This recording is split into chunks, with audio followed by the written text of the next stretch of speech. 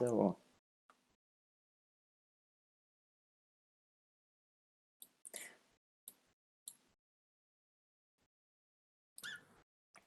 No, okay, perfect. So, hello and good evening together, and welcome to the Schwarz IT Meetup today here on YouTube. Thank you so much for joining. It's really exciting that so many people are interested in this topic.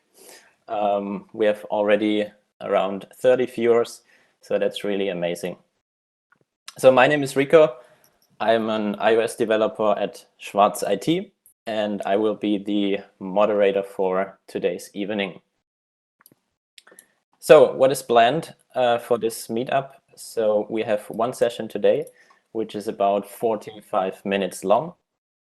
And after the session, there will be a Q&A part where we will try to answer your questions. And in order to ask questions, please use the YouTube chat and write down your questions. We will collect all of these questions and then answer them in the Q&A part after the session. Also, if you do have any technical issues during the presentation, please also let us know in the chat, and then we're trying to fix them as fast as possible. And now, without further ado, let's welcome Elena with her talk about design sprints. Thank you, Rico. So, hi everyone. I'm so excited to be here today, and I hope everyone can hear me very good. So I also welcome you virtually to our IT meetup and to my presentation about a working method which is getting really popular at the moment, the design sprints. So for the start, maybe a few words about me. I'm Elena, I'm 29, and I've been working as a user experience designer for almost 4.5 years now. Currently, I work for Lidl Digital for the iOS team, like Rico, and I create and improve the features in the iOS app, and I design the final screens. And before I worked for Lidl, I was also a user experience designer at Kaufland. Lidl and Kaufland belong to the same company group, Schwarz. And there I was responsible for the design of the online shop, which was closed a few years ago.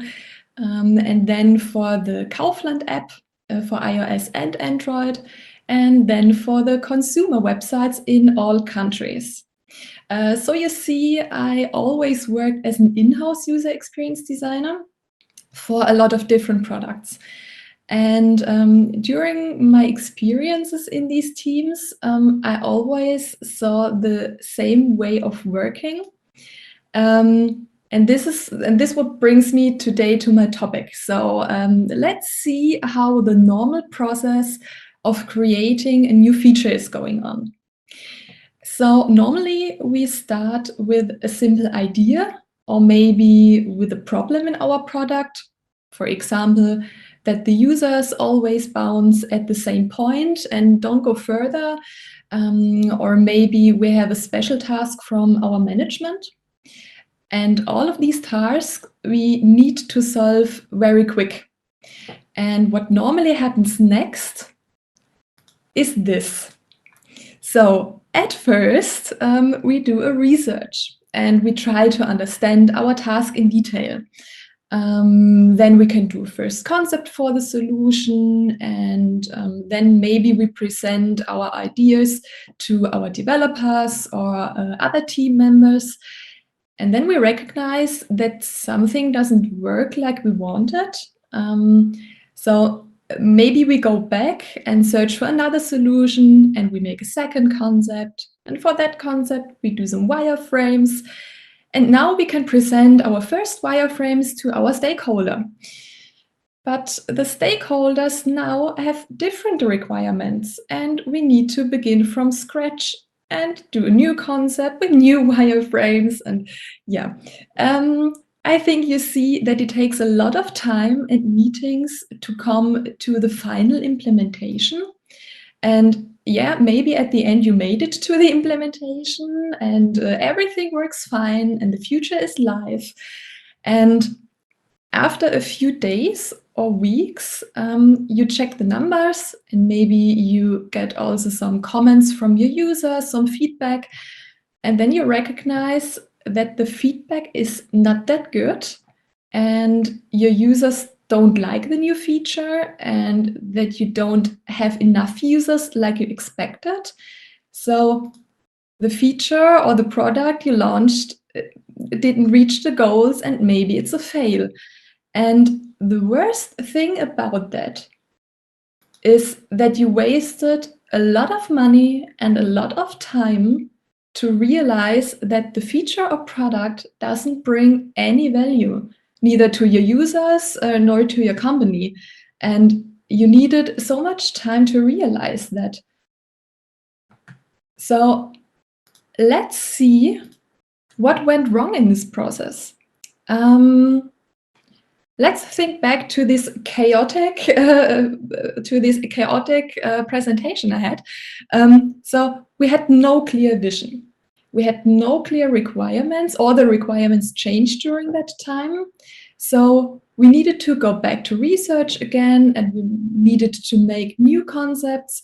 And what we also missed, we didn't focus on what the user really needed. We didn't ask the user if our idea is the right solution for them. So we wasted a lot of time to do new concepts and new wireframes. And at the end, we realized when it was live that the user didn't like it. So at the end, our result wasn't up to date. And then we failed with our product or our feature. And that's really bad because we needed a lot of time and a lot of money to reach the goal that the implementation was final and the feature was live. And then we realized that it's a fail. Okay, so far enough about what all went wrong in this process. I want to show you today how we can go from a simple idea or a simple task to a validated solution in a really, really short time, in only 4 days, and how you can minimize the risk that your feature is a fail at the end. And this is why I want to present you today the design sprint. So let's start with a small definition. What is a design sprint? It's a method from Google. They do the design sprint in 5 days, but I will present you today the 4-day version with an obligatory day 5, but I will explain you later what I mean with that. And it's a process for solving problems extremely fast, or a process for creating new products or improving existing ones. And what's really good about it, it compresses weeks of work into only these 4 days. And the goal of a design sprint is to have a validated piece of product which can be implemented without the risk of the disagreement from the users at the end, in only 4 days. And now if you think that I'm crazy, no, I'm not. That's really possible. And I will show you how this can work. So let's see what we need to do a well-working design sprint. At first, we need an interdisciplinary team. So think about what people would be involved in your normal process of creation. In my case, I would say I need, of course, our developers. I need a designer, maybe that would be me. I need a conceptor, maybe a business analyst, somebody from marketing, my product owner, of course, and the management, so my stakeholders. Maybe you have other positions in mind. The only question you need to answer is, who are the important persons in your process? And with these persons, you can build up a team. The team should not be bigger than 7 persons. So 5 to 7 is a really good group size. So try to figure out which persons are the most important ones, and then you have your core team. What we also need is a decider. This person is a person who can decide in case of different meanings during the design sprint. So when we need to decide between 2 solutions, then the decider is the person who says which solution we should prefer. And it would be best when the decider is one of your stakeholders and one of the people who knows about the requirements very well. So that between the design sprint, when you have questions about your requirements, the decider is the person who can answer these questions. And the decider is also part of your team, which means that also the decider works together with the team on all tasks during the design sprint. But it's a special team role. Later, I will give you some insights about the importance of the decider and what happens when you don't have one. So we had this situation, and I will tell you what happened then. And at least we needed a person as a moderator. The moderator is not part of the team. The moderator has only one job: moderate the design sprint. And when you have the possibility to choose a person who can act neutral when it comes to discussions, that would be really great. So the moderator should never barge into discussions with professional competence to the topic.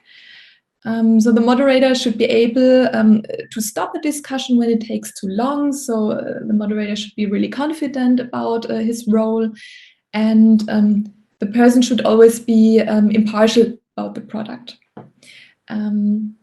Maybe you work in an agile team and you have a good Scrum Master. So you can ask your Scrum Master to moderate the design sprint. This is really good because a Scrum Master knows about the job as a moderator very well, and they know the different meetings, and they know how to end long discussions in big meetings. So they are really perfect for this job. So now we have our team, and we have a decider and a moderator. But before we start the design sprint, all of these people should know about a few things and should agree to them. That's really important for the teamwork and the results of the design sprint. So the first point is that everybody is part of the team and every opinion is equivalent. That means that even if you have a higher hierarchy in your team, a position of a colleague which is higher than yours, that doesn't mean that the opinion counts more than another. So every team member has the same equivalent opinion. The second point is that all ideas are good. So don't reject an idea too fast because you think it maybe doesn't fit to the solutions you normally implement in your company. So it's a design sprint, it's a bit creative, and everything is allowed, and it's good to think free and to think outside the box. So maybe the idea is not that bad at the end, so don't reject them too fast, even if you think maybe they're a bit crazy. And the third and very important thing, you don't need to be a designer. Yeah, I know the method is named design sprint, but it would be really, really bad if the team would consist only of designers. So we need an interdisciplinary team to have a good team, and everybody can use a piece of paper and a pencil and scribble a bit. For that, you don't need to be a good designer. So be open-minded to create a scribble, even if you think that you're not really good at it. But you should be open-minded, and you should know that you don't need to be a designer. So for now, we have our team and we have our agreement, but we have another few things to do before we can start our design sprint. Let's have a look at these points. The first thing is that all team members should block a whole week, not only 4 days. For the sprint later, I will explain you why. There also should not be any other meetings during this time, and it should be clear that the team can work without any disruptions. That's really necessary. I will also explain you later why this is necessary. The second thing is all of the team members should be informed about the method of the design sprint and the agreement I told you before. And they should be informed before the design sprint. We don't want to lose any time in the sprint with explanations about the method and the agreement. So we want to start directly when the design sprint starts. And the third thing, the moderator should prepare the sprint very well. So we need a big room with enough space, with a whiteboard, with maybe a beamer. So we need, the moderator should book a big room. And they should also find good tools for brainstorming, for documentation, some post-its, some pencils, enough paper, and so on. So you should be sure that you don't need to prepare a lot of things during the sprint. So everybody should be prepared before the start. And now we have our team, we have our agreement, we have our to-dos done, and then we can start with day one. So let's see how the design sprint works. So it's day one. On this day, it's all about understanding the task or the problem we should solve in these 4 days. And all team members should have the same understanding about this problem. So the decider should present at the beginning of that day the problem or task to the team and should also show all of the requirements they have. Because when we know about the idea very well, we can start to find a solution for that topic. So everybody should think about how we can solve this problem and how we can create a good solution for that. It's a really creative day. So you can scribble your ideas, you can search for examples in the internet, you can make a little presentation or whatever you want. But at the end of the day, all of your solutions should be prepared for a little presentation. So every team member presents the solution to the other team members, and you should discuss all the details and that every team member knows very well about the solution of the others. You don't need to have the perfect detailed solution because that's not possible in this time, but a basic concept should be ready at the end. And with all of these presentations, the day one ends. So this is everything we need to do on day one. And then we can start on day two with a big decision. The team should talk about all of the ideas from day one and make a little review of every solution.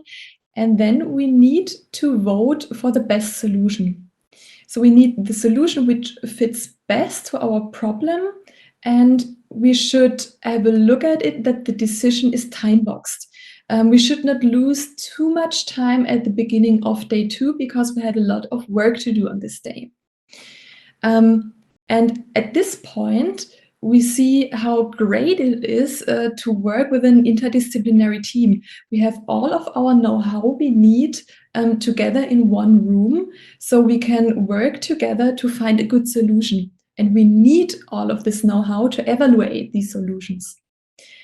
And when we have committed to one solution, it's time to start a conception. So you need to do a detailed concept of the solution you wanted to use. So make sketches, make wireframes, a user flow, but at the end you should have a basic but well thought out solution with simple wireframes. You don't need to think about every corner case, but the basics should be ready at the end of the day. So day 2 is about the commitment to one solution and creating a detailed concept about this solution. And then we can start our day 3. And on day 3, it's everything about preparing our user test. I told you at the beginning that the design sprint is about having a validated solution at the end of day 4. So we need a user test to validate if our solution is very good. For this user test, we need a prototype. It doesn't matter if it's a paper prototype or if it's a click dummy, but you should decide at the beginning of the day what your prototype will look like and create it until the end of day 3. And in the meanwhile, you have a second to do on this day. You should, of course, prepare your user test for day 4. So you should know which questions you want to ask your testers. So prepare a questionnaire, maybe on paper or a survey with an online tool, and prepare a uniform sequence for your test. If you don't have a usability expert in your team, maybe you can invite somebody to help you preparing the test at this day. So it's possible in a design sprint to invite more know-how if you need it. And what's also really important at this day, don't forget to invite your test persons for day 4. And make sure that you have enough test persons and that they agreed to come to your test at day 4. So at the end of day 3, we should have everything ready what we need for the user test on day 4. And again, we see that it's absolutely necessary to have all of the know-how in one team. So we have so many different tasks at this day. We need somebody who can organize everything. We need technical know-how for the prototype. We need a designer. We need usability experts. So I think you can see how great it is to work with so many different people together. And then we can switch to day 4. So we finally arrived our last day. And today we will figure out if we had made a good job in the last 3 days. So the first half of the day is reserved for all of the user tests. So collect all of the results during the tests, and when you are finished, then go back in your team and meet again to discuss the results. So what did the users tell about your solution? Is there anything which didn't work well? Is there something what was absolutely great about it? So try to document the results and structure them very well, that you have a good overview at the end over your results. And at the end of the day 4, you should have the insights you need to make another decision. So you need to decide at the end of day 4 if your solution is the right one for your problem at the beginning from the design sprint, or maybe if you need to improve it again. And with this decision, you finally arrived the goal for day 4, and you arrived the end of your first design sprint. So we had done the complete work of the process in 4 days. So we made it. So that was a lot of theory. So I will sum up again these days. So on day 1, we need to talk about the task we need to solve and the requirements, and create ideas and solutions for the task. Day 2, we make a commitment to one solution and make a detailed concept of it with wireframes, with user flow, and so on. And on day 3, we prepare the user test and make a prototype of the solution. And on day 4, the first half of the day is about the user tests, and the second half of the day is about talking about the results and making the decision if our solution is ready for implementation or ready for the presentation to our management. So normally we do all of these steps in weeks until we have an insight from our users if the solution was good or not. And we did that in 4 days, and that's so great. Google, I told that Google make their design sprints in 5 days, so they spend a bit more time to create the solution. So they stretch the first 2 days up to 3. So they have a bit more time to make a detailed concept. But what I like more about the 4-day sprint is that we have an obligatory day 5. I told you at the beginning that you should block a whole week, not only 4 days for the sprint, because it can happen that the results from the user test on day 4 aren't as good as you hoped they would be. And when you have the day 5, you have the time to improve your prototype, because maybe you want to present your results to the management, and maybe you need a good presentation. So now you have the time to do all of that. And even if the results are really good and you don't need to improve your solution, you can use the time to do a review with the whole team.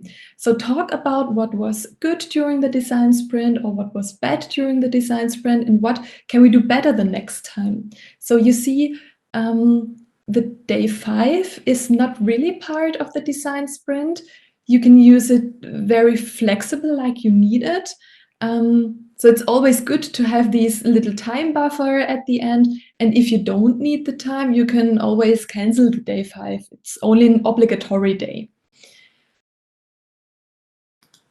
So now you know how a design sprint works. But this brings me to the question, is it really better than the normal workflow? And I want to show you now the positive aspects about the design sprint. You have all of the necessary know-how at the same time, at the same table, so you don't need to wait for feedback from others or plan meetings or clarifying technical or other questions. So you can ask immediately the person next to you, and this makes it much easier and much faster. Then you don't waste time in the details. Normally, we lose a lot of time to make sure that every corner case and every detail is perfect. But most time that's not necessary. Maybe you know the 20-80 or 80-20 rule. It says that you make 80% of your work in 20% of the time. And the last 20% of your work, so all the small details and the corner cases, need 80% of the time to fix them. And that's what makes the normal process take so long. And we are much faster with the design sprint because we don't focus on these little small details. The third thing is that you get insights to your product so fast and on an early point in the whole process. The normal workflow showed that we often get the insights from our users when it's too late, when it's implemented and we cannot change anything. So we don't waste weeks of works and a lot of money until we recognize that it's the wrong way. So we know it after only 4 days, and 4 days of wasting time is way better than weeks or months. And during the 4 days, you can focus on only one problem. So you don't have interruptions because of other meetings, and you don't need to do other stuff during that time. So your whole focus stays on one topic, and it's really, really efficient. And you will see it when you try a design sprint. So yes, I think the method is really, really good to get a first valid impression if your solution will work or not.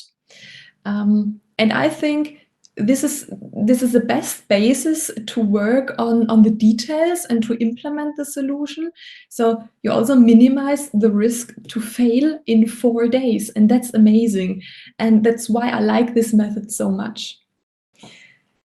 So now I have talked enough about the theory of the design sprint. Now I will give you some insights how we work with the design sprint and how the design sprint fits to our daily routine. And I will also give you some do's and don'ts we learned from our design sprints. So maybe you can use them to plan a good first design sprint in your team, and to avoid some mistakes we needed to learn first. So as I already told you, we work in agile teams at Lidl. We have one interdisciplinary team for each product, with a product owner and a scrum master, and we use the method Scrum. I hope everybody in this call knows about the method, but I think it's so popular nowadays that I don't need to explain what Scrum is. Okay, so our sprints take 2 weeks. So when we do a design sprint, we plan half of our sprint normally, and half of the sprint is the design sprint. If you don't work with an agile method in your team, that's no problem. You can also plan the design sprint during your daily routine. So it's not necessary that you know agile and Scrum and all of it, but I want to tell you that because it's only the design sprint fits really, really good to the agile principles and the daily routine to the Scrum process. So at Lidl, we had about 4 or 5 design sprints for now. Mostly our design sprints are created because of a management task. So these tasks are almost very, very urgent, and the management needs solution very quick. So we have the permit from our management to quit all of our current to-dos and focus only on the topic they need. So I want to tell you a bit about our first design sprint. The management came to us and wanted a complete new start page for our Lidl online shop.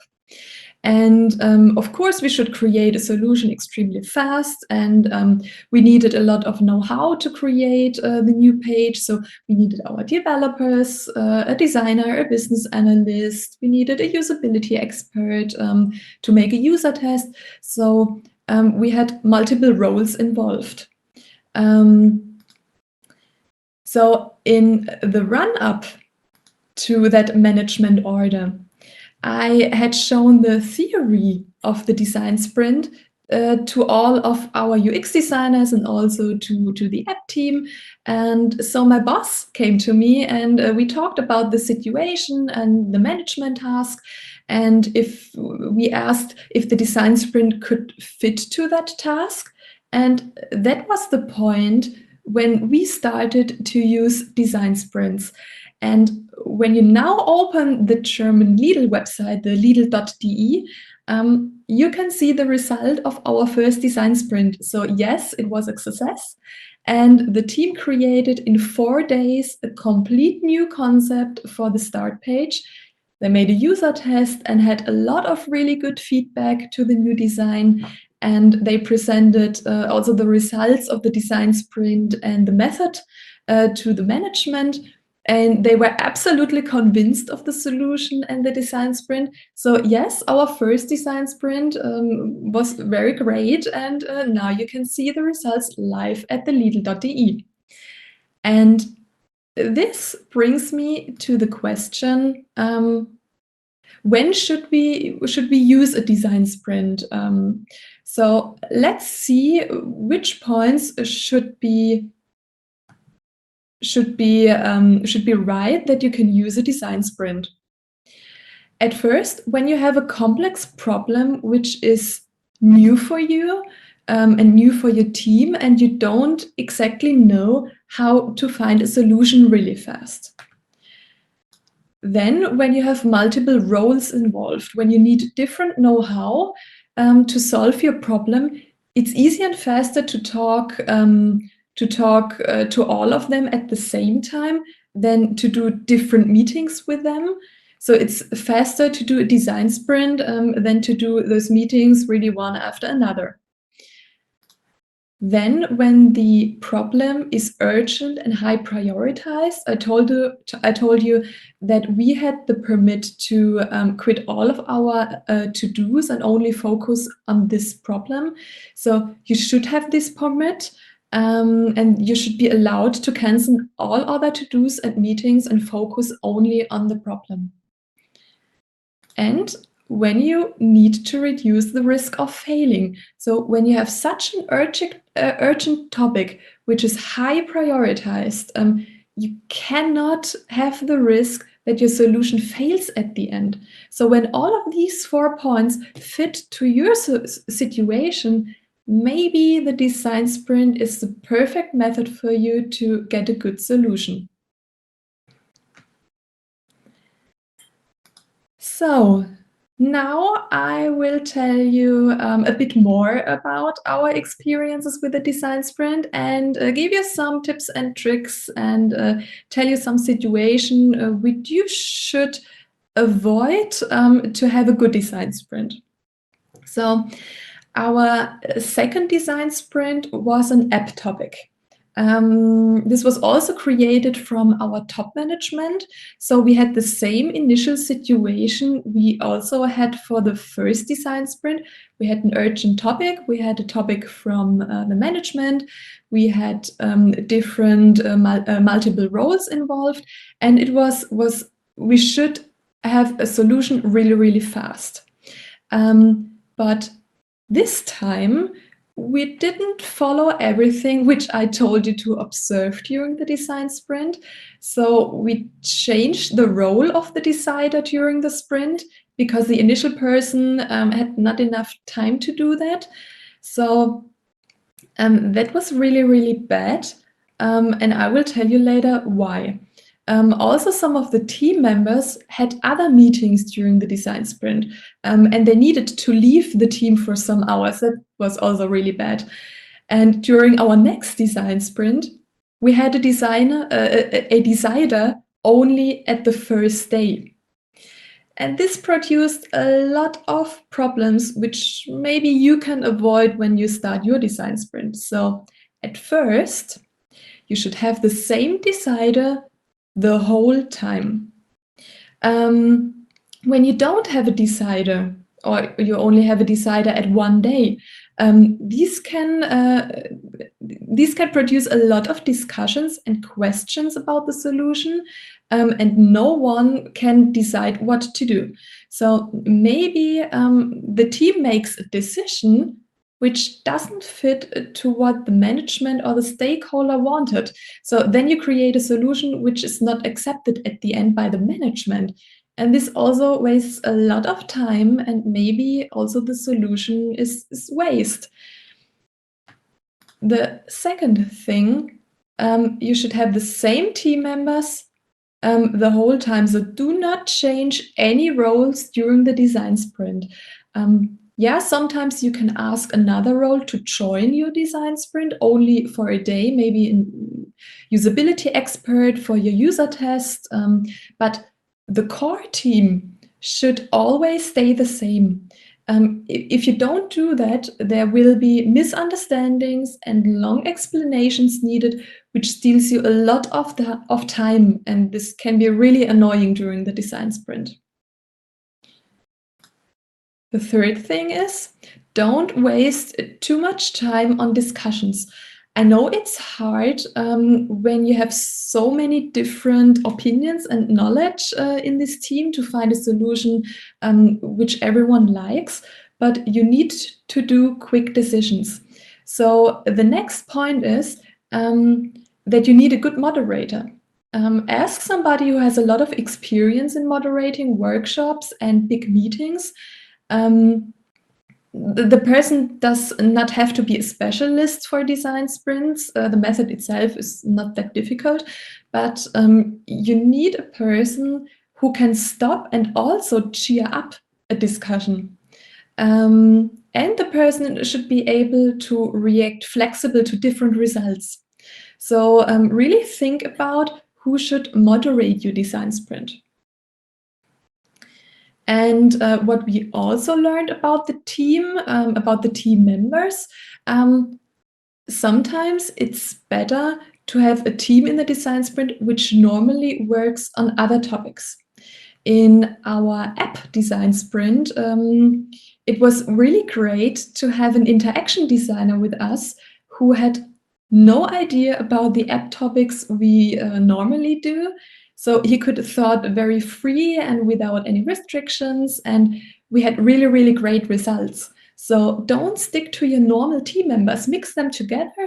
So that will create a new flow of creativity in the team. That's really, really great. So you can try that. What we also needed to learn was the situation that the decider was not sure about the requirements for management. So this situation led to long discussions and uncertainty, and you should try to avoid that. Try to get a briefing from your contract in writing and very detailed. And maybe you can also tell your stakeholders when you do the design sprint so that you can call them if you have critical questions left. So try to clear all of your requirements before you start your design sprint. And when you know about your requirements, you should also decide before you start a design sprint if it's realistic to find a solution for the topic. We also needed to learn that some topics are way too big to create a good concept in this short time. So maybe if you have the feeling the topic is too big, maybe you can split it into smaller pieces, or you can limit the requirements to have a smaller topic. But we also learned that it depends also on the team you have. If you have a good team and a good motivation in your team, you can also make a big topic in these 4 days. What was also interesting about the design sprint, we needed to learn that in advance to our first design sprint, that a lot of colleagues were a bit irritated when they heard the name design sprint. I know it's the official naming of the method, and I also call it like that, but some people might not feel addressed when they hear this naming because of the word design. But I told you that we need the interdisciplinary team and not only designers, and that everyone can use a piece of paper and a pencil and scribble.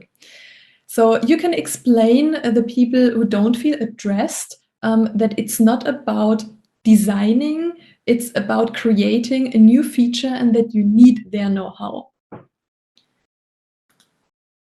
The next thing is, what happens after the design sprint?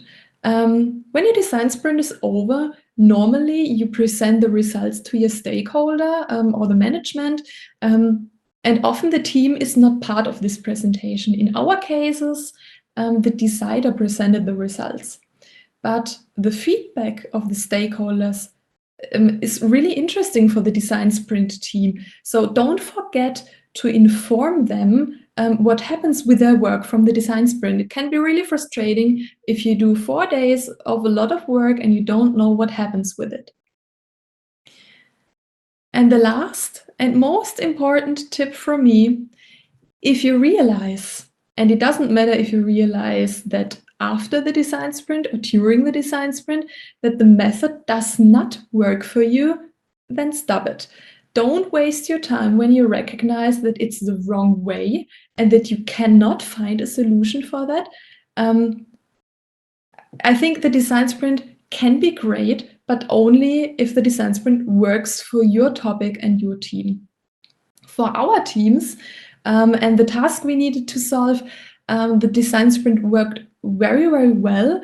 And we had a lot of nice results, and the feedback from our team members and the management was also very good. So we decided to continue working with design sprints, and we will plan them regularly. So I would say try it, and if it doesn't work, then it's okay, then quit it. So now I'm at the end of my presentation. In the last 40 minutes, you learned about what a design sprint is, in which cases you can use it, what you should prepare. I gave you some insights about we use the design sprints. I gave you some tips and tricks that you can avoid mistakes when you do your first design sprint. So I hope that I could spark your interest a bit and that you want to try the design sprint now in your team. So thank you very much for listening, and I think now it's time for some questions. So I hand over to Rico. Yes, so thank you very much, Elena, for your really interesting talk. I think especially the tips and tricks, they were really valuable for us. And there have been a lot of questions in the chat, and I tried to cluster them a little bit based on the topics. And I would like to start with the general questions. So the first question is, what do I do with complainers or interferers? So people who maybe block design sprints, but who are part of the team. Okay. That's a hard question because we didn't have this situation. All of our team members were really excited about doing a design sprint and about being part of the team. So for us, it worked very well. I would say that you should, before you start your design sprint, should talk to all of your team members, and that you should show them what a design sprint is about and what the great things are about a design sprint. And I made the experience that when you show them the positive aspects, they are really motivated and they really, really want to do a design sprint. So I cannot tell what exactly to do when this happens. So because in our case it didn't happen, so maybe you can avoid that before you do the design sprint, not to have an interferer in your team. Mm-hmm. Okay, perfect. So thank you for that. Then there were two questions about doing this whole design sprint remotely. So you said that all of the participants, they should stay in one room to work together at the best possible way. But now we are having this Corona situation. So are there any tools for collaboration to do this remotely? I thought about that too. I think it's possible. Of course, it would be better to be in one room, but I think remote is really possible. In our team, we work the last weeks remote together, and we also did concepts together and test sessions and so on, and it worked really good. But I think when you do a design sprint completely remote, you need a lot of preparation. So you need good tools to do a brainstorming, to document your results. So I think it needs a bit more preparation than when you do it together, when you stay in your office. Maybe you have also a good moderator, like we have. Our Scrum Master is a really good remote moderator, so she knows really good about tools you can use for doing such brainstormings and scribbles. And we also had one situation which would also work remote. I was the designer in the app design sprint, and I used my iPad to scribble some screens, and I shared it over the Beamer. So I think you can also do this remote. You can share your screen while you scribble your screens. So yeah, I think it's definitely possible to do that, but plan a bit more time, be a bit more patient, and maybe you also plan the 5-day design sprint to have a bit more time buffer if technical problems, if you have technical problems, if something doesn't work very well. So plan a bit more time for it and do a good preparation. I think then it will work. Yeah. Okay, perfect. So then there was a quite interesting question about sleeping. So the person asks, is it really necessary to go through all of the phases daily, or can't you go through the 5 phases in 3 days, for example, or does it have to do something with the sleeping in between? That's a nice question. I think the 4 days are really good structured. So you have a specific goal you should reach at the end. If you can do a design sprint in 3 days, you can try it. But I think that's really hard. A 4-day design sprint is really hard to do. But I think you should try if you think you can do that. Maybe it works. Also, the good thing about this structure is that you can plan a daily routine. So you can say you can start every day at 10, you make 2 breaks in between, and you end at 5 p.m. and that you have every day the same routine. So you should stick to that routine every day. But if you make 3 days or 4 days, I think that doesn't matter. So if you can do that, you can try. I think 4 days are really hard. So if you can make it in 3 days, that would be also great. Yeah. Okay, cool.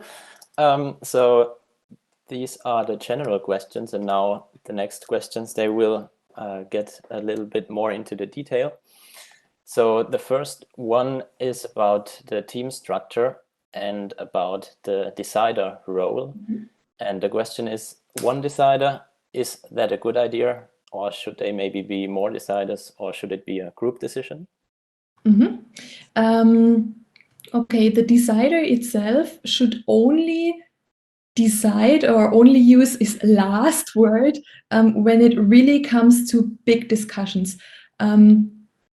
Normally, all of the decisions are team decisions. This is why you have this interdisciplinary team and why you have all the know-how in one team. So you should do group decisions.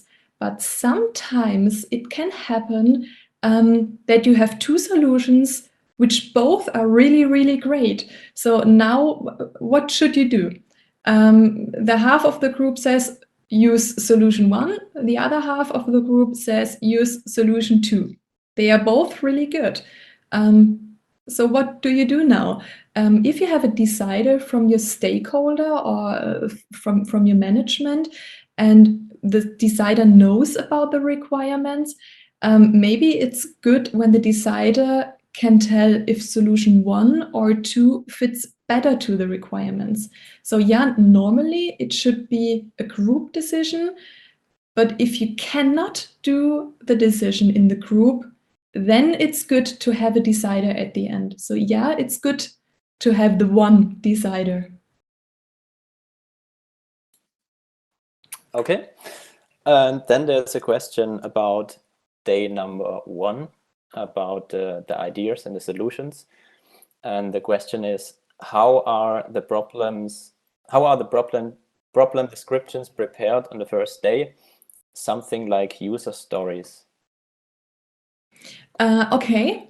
I think it depends on the task you should solve. In our app design sprint, our designer came to us with the requirements. So he presented in small sentences what the topic is about, and he also had some numbers and facts why it's so important that we need a solution for that. You don't need to write this in user stories. You should only have a detailed requirement list, and the decider should really know good about the topic you should solve. So how he wants to presentate you the topic, you don't need to use user stories. That's not really necessary. I think it's the decision of the decider how to present the topic to the team. Okay, so then day 2, I think everything was clear on day 2. So we skip day 2 and go to day 3, to the prototyping phase. And the first question is, do user descriptions, personas, empathy maps also have to be prepared before the first sketches? You can do that, but it needs a lot of time to create personas. Yeah, you should know who your users are, and you should know what they need, but you ask your user on the day 4 if your solution is good or bad for them. So you should have a really basic insight about about your user, but you don't need to do a persona. Okay, so the next question, I hope that you understand it completely. I just read it out. So is there a systematic approach to assessing the outline frames? For example, silent sketching of two parties like developers and designers who then exchange and evaluate their wireframes.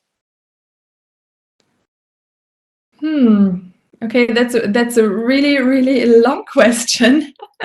I think I need to read it again. Okay, I can send it in the chat. Okay.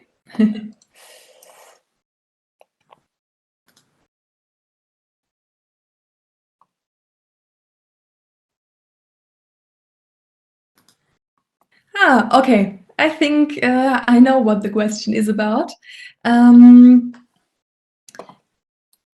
Yeah, you can do something like silent sketching. If it brings you faster to your solution, you can do that. So the design sprint is only a method for structuring your process. So it doesn't tell you how you do that. So when it comes to the wireframes and the prototyping, it's really possible to split your teams and that the teams do separate tasks. We also did that. For example, I worked with our interaction designer at the prototype, and the other half of the team created the user test. So yeah, you can split the teams, do silent sketching, then present the results to the other half of the team and talk about it. So the design sprint doesn't tell you how you should come to the solution. It only tells you what you need to do in a fast way to get a valid solution, to get insights for your solution. So, of course, it is possible to separate your team and to work on special topics in these smaller teams. Yeah, that's possible. Okay, so then we are already coming to day number 4, the user tests. And the first question is, Do they have to be real users, or can it also be an expert evaluation? Can a product owner also test? That's a hard question.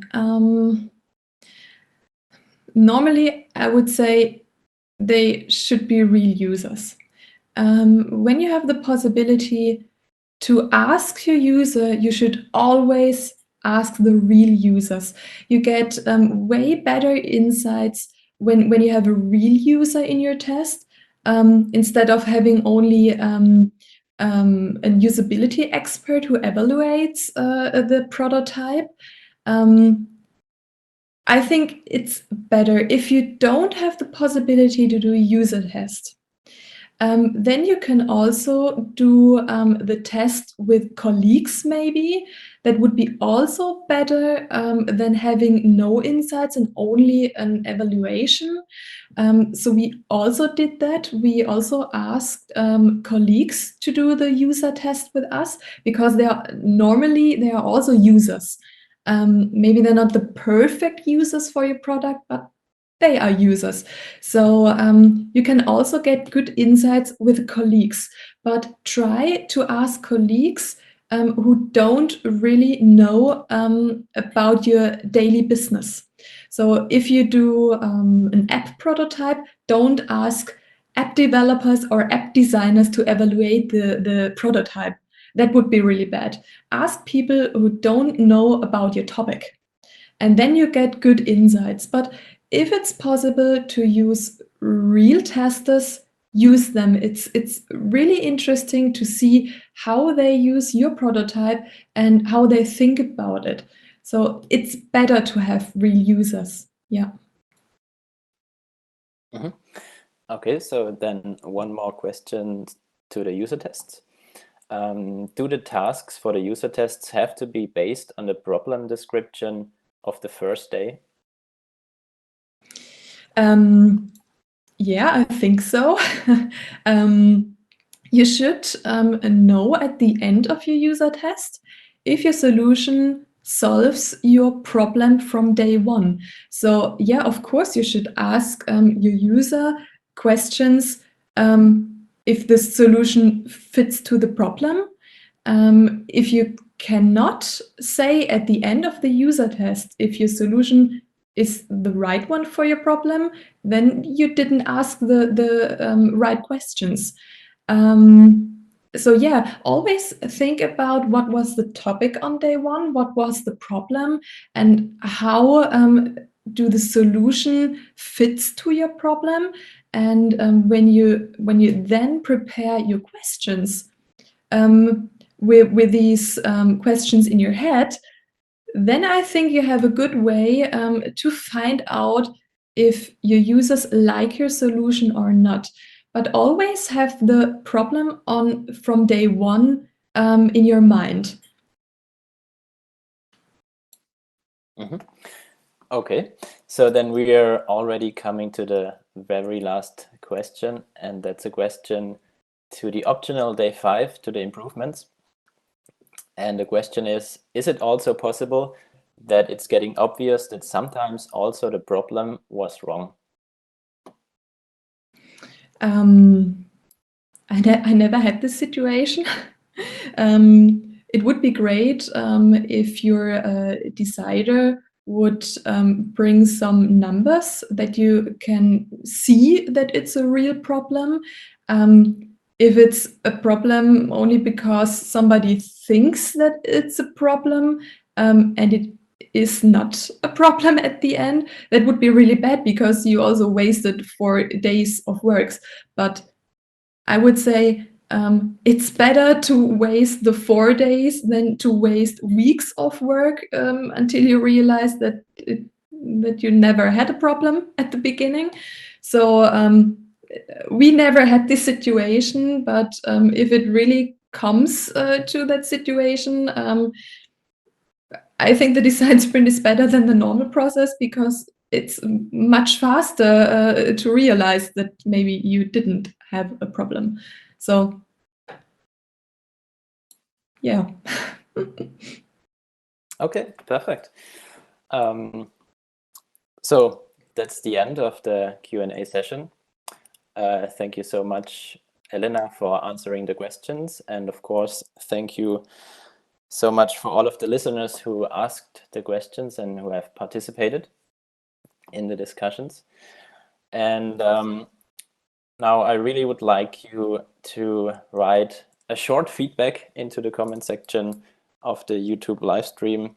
If you liked the meetup, if you have maybe ideas for improvements, or maybe what you didn't like.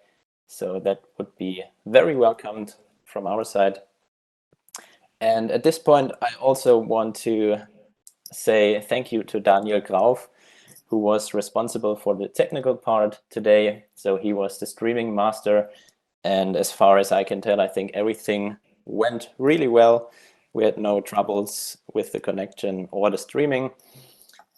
And also a big thanks to Oskar Schmidt, who is the organizer and the host of this meetup. So he made it possible that everything happens, and also did a lot of marketing for the meetup. So thank you very much for that.